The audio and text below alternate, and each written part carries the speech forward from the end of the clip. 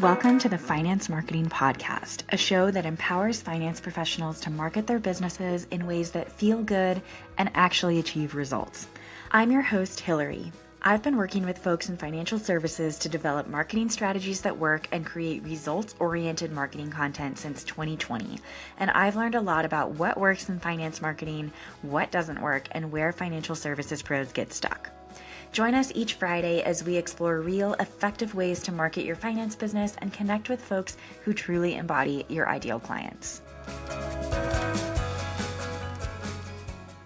Hello, advisors. This week, I'm welcoming back Brent Carnduff, founder and principal at Advisor Rankings, a specialized SEO and AI search optimization agency helping independent financial advisors build authority and attract high-quality leads online.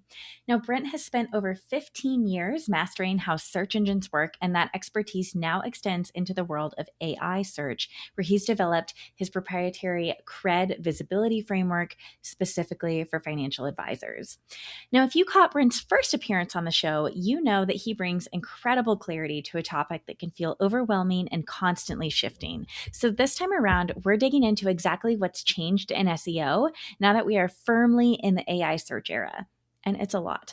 Brent breaks down why the old keyword stuffed article is dead and what has replaced it, why niching your content, even if not your whole brand, might be the single biggest lever you can pull for visibility, and the often overlooked reputation and distribution signals that secretly determine whether AI tools recommend you to a prospect or not. So if you've ever wondered whether your website content or your online presence as a whole is actually working for you in this new AI-driven search landscape that we're in, or if you're not even sure where to start, this conversation is going to give you a clear and practical roadmap. I know it certainly did for me. So without further ado, let's get into it. Brent, thank you so much for joining me on this episode of the Finance Marketing Podcast. I'm so excited to have you back. You are the SEO/AEO expert in the advisor world. So thank you for being here. I want to start with kind of the big question. When we're thinking about content for SEO, what is the number one thing that you think has changed? Right now it's 2026, that needs to change with the content that advisors are putting out versus the content that maybe they were putting out, let's say in 2020? Yeah, great question, Hillary. And thank you. It's so good to be back and talking to you again. And just to even clarify farther, AI SEO/AEO/GEO and on and on and on, right? Anyway, content is the big part of, there's lots of changes that go into AI SEO, but content is the huge long-term commitment and really the game changer. And it has changed dramatically for AI, writing for AI versus traditional search. And one of the big changes I see, like even just talking about that span, whether it's AI or not, since 2020, is SEO has become much more competitive overall. It's much more difficult because I saw it like in the late, maybe 2018 on, there was more advisors moving online. Back in 2010, most didn't believe their clients were ever going to be on Facebook or online. And of course, everything has changed. Our whole world has changed with online adoption and now with AI. And so one of those things, any of the advisors that didn't move on by 2018 certainly did over the pandemic, right? Mm-hmm. Everybody was forced to rethink what they're doing in online. And AI, the whole introduction of AI seems to have reignited some interest in SEO in general, or AI SEO. It's brought it back to the forefront, and I think really created kind of a new opportunities for people that adjust to our new world early, right? Similar to what Michael Kitces and Taylor Schulte found in the early 2010s through 14s. There was very little competition and easy to rank, and they got a foothold. And so I think there's opportunity for that. So content, one is the competition you're up against, but even more than that, probably the biggest change, if we're going to limit to one, is previously we wrote keywords, keyword-based content, 2 or 3 words that we would do a really big article on and then move on to the next keyword that was best. And AI isn't so keyword interested. They want to identify topical authority. So how many times you put the keyword in and how long the article and those things, led to authority plus backlinks, a big one traditionally. Now, a big part of that, instead of writing one long keyword rich article, we write a cluster of content, or a content group is what we call it, usually of 12 articles. It can be fewer or more, but just the way we set it up, it's 12 articles. It could go on beyond that. But so it's no longer one article on Roth conversions. It's going to be a series of articles. And so you write typically one, but again, it can be more a pillar content, right? Which is a little bit longer, but more generalized. So if I was writing about SEO, I might write a pillar content that talks about traditional SEO and some AI SEO, local SEO, technical SEO, have kind of a section on each of these, an overview. My other articles, part of that content group, would be, we call them cluster, because they're typically shorter and more focused, but there'd be one specifically focused on local SEO, and it might even break out more. We might have one on how to optimize your Google business profile, another one on the importance of building citations, another one on the importance of putting your location on your website. So you have this one pillar surrounded, like it's still the pillar cluster model that we used to use, or spoken, what is that? Spoken hub and spoke model is also I refer to, but that's now in place of one keyword rich target audience article, we're making a cluster. So AI wants to see, it doesn't measure it by keywords, it measures it if you are showing expertise and have produced a volume around that topic, it assumes that expertise even more so. Interesting. I feel like I've heard over the past couple of years, as SEO and AI SEO has been changing so much, that there's really this shift toward quality over quantity. But like maybe there's some nuance in there as well. You need these really high quality authority building articles and content out there, but you also need to show that you talk about this a lot in different ways. Would you agree with that? Yes, mostly. So there's been a little bit of switches. So as traditional SEO went on, and I'll say, yeah, just to clarify, as traditional SEO went on, when I first started, there was companies out there publishing, like not advisors, but the more you could publish, the better. Get 10 articles, 20 articles, whatever, mass produce. And then right, like, and Google got really good at looking for quality and rewarding quality. Mm-hmm. And so then it became more, certainly quality over quantity, and that's still the case. Mm-hmm. You're absolutely right in that quality over quantity always. But there is, in general, along with that, there's also something called, at that time, and when we still refer to content velocity in SEO.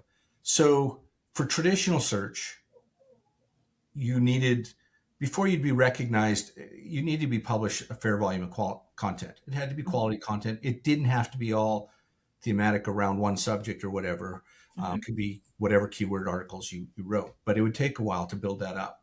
And the faster you got to that endpoint of whatever number it was, 50, the faster it would have an impact. So there was always a little bit of a velocity factor in there, but it wasn't required. You could, Backlinko, who's was a SEO kind of influencer in my industry, he did really well, and he'd only publish once every 6 to 8 weeks, just really long, in-depth articles. Okay, so that was traditional. AI, the same thing is, it's super important that it's quality, but you do need to build up that library of content. Now it can happen, those 12 articles can happen over 12 months. They can happen over 3 months if you do one a week. However, you do need to get to that point.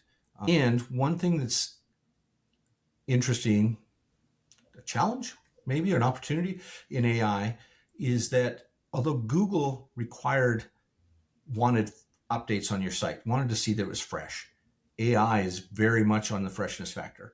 So one of the things that we have to start doing now is tracking our important content and updating it, probably annually.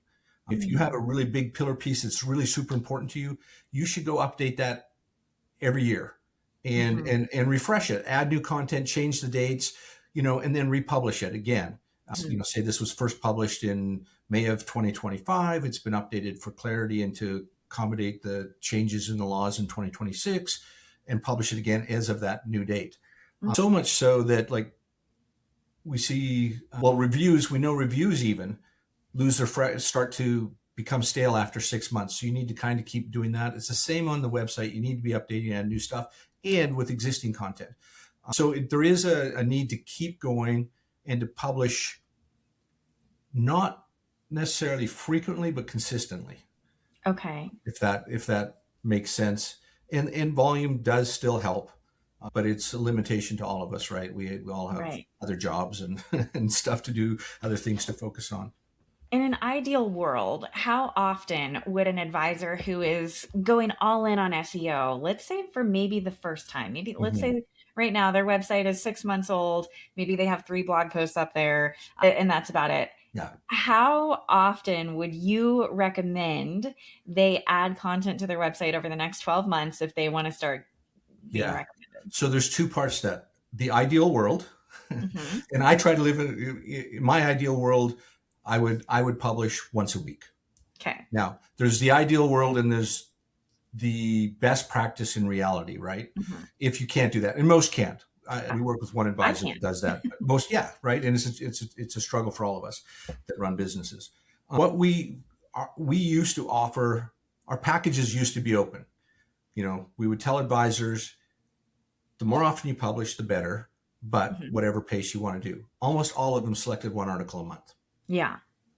And what we found after doing that for a while is that every case study we wrote was for advisors that were publishing twice a month. And so now our packages are, you're going to publish twice a month or more. And so I would say to shoot for that. If they really want to get into the SEO, try to publish twice a month at a minimum. That's a great answer. Now, let's have the niche conversation or the niche conversation. Do you say niche or niche? I'm Canadian, so I tend to go niche automatically. I try to adjust for niche, which I think is more American. But I prefer niche as well. So let's go with niche. Okay, we'll call it a niche. I like that. Okay, perfect. Do you think that an advisor who does not have a niche, do they have a chance of ranking in AI search or Google search? Is SEO a viable strategy for an advisor who does not have a niche? So I'm going to start this by saying it's always better to niche. However, we work with what we found with AI. So like obviously you and I both believe in niching down, right? We both said we're working with advisors and we've found that. So we're living, walking the talk, right? And I still would recommend that. And we still work with advisors and it's been successful. And I know, Kitsis and XYPN and Kristen Luke and they're all very niche. And I agree with all of that. However, what we found with AI is that we can target, if they don't want to commit their website to being for dentists, for example, we create at least a service page. If you're going to identify 3, maybe a service page targeting that group. So you can have general services, but we also, we specialize in working with dentists. And the topics, you can niche your content. Now you have to do that. So kind of cheated on this answer saying you don't have to niche, but your content has to be niched, right? Like you don't have to say it on the front page of your homepage that we only work with dentists. But if you want to have success in SEO, you need to target an audience. And we identified, so much of the content that we were writing previously was kind of top and middle of the funnel kind of content. Like when you're talking about the marketing funnel. So it'd be like, does Idaho have an inheritance tax? Well, now that question's been answered in AI, right? Nobody ever clicks through your site on it. It's still important to AI to know that we're experts on inheritance tax in Idaho, but it's not leading to traffic. So we tried to figure out where is the bottom of the funnel? Where are people getting to the bottom and saying, I want to work with an advisor? And there's 3 places that we identified. One is straight Google local, right? Traditional Google local map pack. It only shows up for your city and it only shows up with the broad keywords: financial advisor, Boise; retirement planning, Boise. So people are looking to work with advisors. So that was one. So we do a lot of focus on that. The other are content based in their AI, typically targeted AI, although it can happen through traditional still for sure as well. One of those is a very targeted audience. So we're writing all of our content to a dentist, or at least a good content group at dentists, maybe another one at chiropractors, I don't know, or a service specificity, like so RSUs, right, or stock options, so that when somebody gets into ChatGPT and says, I am a dentist and I own my own practice, I'm going to retire in 10 years, I need to work on exit planning, I have 2 kids in college, I owe this much of my thing, I have this much saving, and they go through all these questions and answers. Finally, they get to the bottom. Who's the best financial advisor for me to work with? We want our advisor that's written dentist content to show up. Or if it's to stay with the RSU, I'm a tech guy in Austin and who's the best advisor to work with? Well, we want them to find you as at the RSU expert. Now, the sweet spot of all of that is having your target audience be tech pros with a bunch of content on RSUs and stock option stuff, much of it mentioning Austin. So you have location, target audience, and target service. And then you're kind of hitting that sweet spot of all three. But so to be successful SEO, you absolutely have to have a niche target. It doesn't mean changing your whole website though. Okay. I love that. You have to commit to the niche for like 12 months just in your content. Yeah. Or longer even. Yeah. And you could move, for example, like from RSUs to NPOs and the retirement planning, the savings part of it, like all around the tech people or the dentists or whatever, their 401k and how to exit planning for dentists and, do they sell or succession planning and all that kind of stuff. So there's lots of groups for each of them where you could really pick 4 or 5 groups and write 12 articles on each of them, 12 articles, 6 months. So you got 3 years of content there. Right. I love it because now we know what we're going to be writing about for the next 3 years. That's right. Okay. So you mentioned, we're adding in content now that is more bottom of funnel, because that's what we know when people are going to find a very tailored solution to their problem. They're looking to get recommendations from ChatGPT. Yep. We have to write those really tailored solutions. So I have been recommending to my clients, part of your content should actually be publishing your case studies as blog posts, because I think that does a really good job of showing exactly how you help a very specific person. I'm curious to know your thoughts on that. And if we have to publish this where you say, no, Hillary, you're wrong, I'm okay with that. But I'm curious to know your thoughts. Yeah. So case studies first are hugely important with AI. They're always a social proof, right? So they always help with conversions. If you have them on your website, it's a really good point. But AI, when it's going out, it checks certain sources. Then it checks, like, do they have reviews, media mentions, like kind of to develop that authority? And do they have personal experience, expertise in this group, with this group? And so the more you can show that, and case studies are a great way to do that, the better. And so we absolutely publish our case studies. They're on our homepage, but we publish them on our blog as well.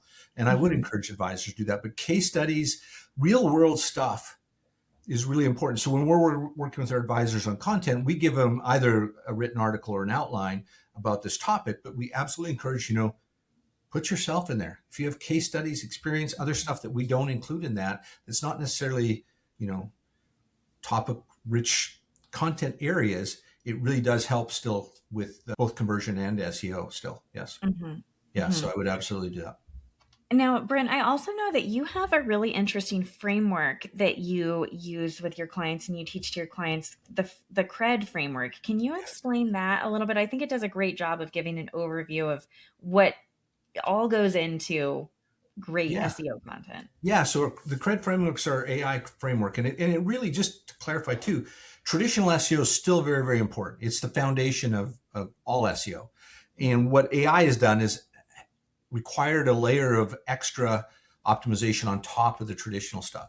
So we came up with the CReD framework, and the C is content. Content, as we already talked about, hugely important. And there's different ways of formatting a little bit for AI. And as we talked about, different structures for how to pick topics and stuff like that.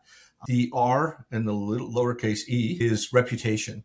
So reviews are hugely important for AI. They're for both for local SEO, Google SEO, and for broader AI uses reviews. But that also goes to media mentions. We want to make sure that they're out there. Case studies, the various awards, top 100 advisors or best advisors in Washington State or whatever. All that stuff goes towards your reputation. And then distribution. So distribution where we talked about traditional AI was keyword based versus now it's content group based.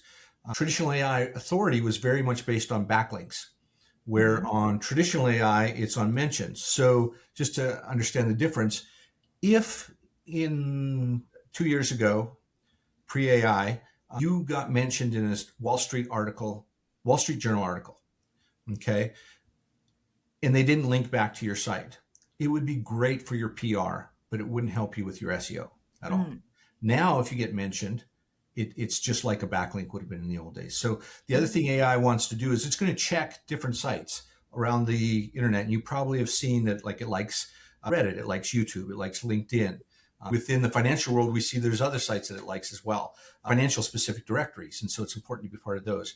But have your content out and about. Like, if you have a chance to be on a podcast, that's content out and about. Like, this is a financial facing podcast, right? If you have a chance to be a guest post somewhere, if you have a chance to get in the media still like that, or add yourself. So you want to be around the web, writing articles as opposed to social media posts. Social media posts are also helpful, but writing articles on LinkedIn is another option. Writing unique content. So good content, protect your reputation or build your reputation, and distribute your content and your message across the internet. One other thing that goes with reputation that I didn't mention, but it's an important one. With AI, all of a sudden, everybody is able to write an article and sound like an expert on anything, right? I could write an article on brain surgery. Whether it's accurate or not, it could sound pretty good. Yeah. And obviously, I have no idea if it's accurate. And so for some of the, there's been tools or filters or whatever to put in for all of it, but especially Google calls them your money, your life topics, stuff about money or healthcare. They're really, really protective about it. So they want to be able to, all the search engines want to be able to tie whatever content, because they presume that most of us, at least sometimes, are using AI to some extent, right? Hopefully it's not the whole extent, but to some extent. And so they want to be able to tie the person behind the AI, that person's experience, expertise, authority, to the content. And so there's signals you can do, like putting an author bio on the bottom of your blog articles, becoming more important. Within it, link back to your big bio, link back to your LinkedIn profile, link to your Wealth Tender profile, just to show that this is the same person that's making this content.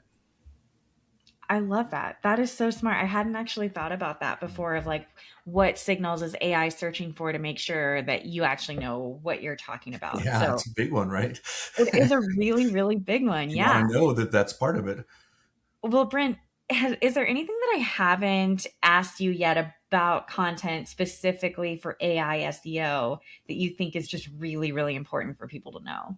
Yeah, there's a little bit in the actual formatting part. And this is stuff that everybody can make the change. So we're used to writing, at least we were, long content, and still can be long. It doesn't have to be as long for AI as it used to be for traditional. So that's one of the things. Even our pillar posts are shorter, but our clusters are and there's differences. So for us, we used to write 2,000 to 4,000 words. We're now writing more like 1,000 to 1,200 for a cluster piece, and maybe 18 to 2,000 for a pillar. But again, it's more that it's there. But we really need to keep both audiences in mind, right? Like the reader, eventual reader, but more often it's AI now, because quite often AI is going to tell them to go that you're the advisor. They're not going to send you to that article. So really your primary reader, unfortunately now, is the AI search engine, right? That's the only way they can find you, and then they recommend you. And so AI likes shorter blocks. Headers need to be not cute. They need to be very descriptive of what this section's about, and then to it, and a lot of breakup of the white. Key takeaways. So put a little summary at the top, maybe 3 bullet points that are the main points from that, and then frequently asked questions at the bottom. So a traditional SEO crawlers would crawl your whole website and read the whole article. AI just goes for the answer that it's looking for. So it just is looking at sections. So you want to make sure your article, even though it should still flow and have a direction, but you want to have it being able to break up into those sections. So key takeaways, shorter paragraphs with headings, and FAQs allow you to do that. There was one other thing I thought about with that. Anyway, that's the most of it. Yeah, so just how you format's a little different. Yeah, I really like that. Just making it very, very scannable for both the AI, but it sounds like that also just makes it very scannable for the human who does happen upon it as well. And that's how humans read now, right? Online, right? They scan for the area that they want. Oh, the one other thing that I did think about that I'd forgotten for a second. We used to write long articles building up, like, so maybe does Idaho have an inheritance tax? It would start out with, what is inheritance tax? Who does it impact? And the answer would be buried down at the bottom, right? The meat. You want the meat at the top now. AI, you want them, whatever the point of your article is, you want to build a kind of AI to find that very, very easily. Give it right there. Yeah. Okay. Brent, this has been such a helpful conversation. I always feel like I learned so much from you whenever I talk to you. So if people want to get in touch with you or learn more about you, where are the best places for them to do so? Yeah, they can, our site, advisorrankings.io. So we're io.com. And I'm always on LinkedIn, or on LinkedIn a lot. So I like to make connections there and see what everybody's writing about. Or they can just, shoot me an email, brent@advisorrankings.io. And Hillary, thank you. It's always really enjoyable to sit and talk with you. Make it very, very easy. So I appreciate that. Well, thank you, Brent. I'll link to all of your website, your LinkedIn profile, all of that in the show notes. Truly, thank you so much for coming on and sharing your expertise. I really appreciate it. You're welcome. Thanks for inviting me. I look forward to talking with you again.